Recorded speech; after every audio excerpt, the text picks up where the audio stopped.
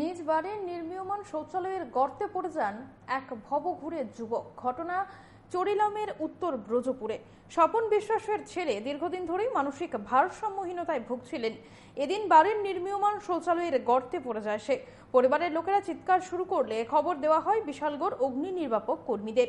তারা ঘটনাস্থলে গিয়ে গর্ত থেকে ভবঘুরে যুবককে উদ্ধার করে। তবে এই ঘটনায় চাঞ্চল্য ছড়ায় গোটা এলাকায়। আপনাদের সামনে আমরা তুলে ধরছি সেই চিত্র।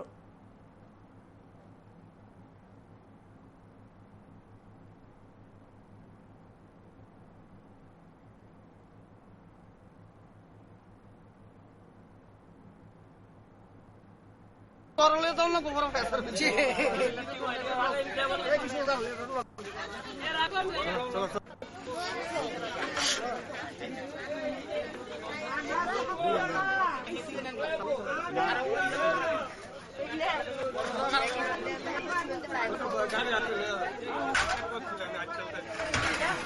আমি ঠাট্টার করছি দেবো করে ঘুরে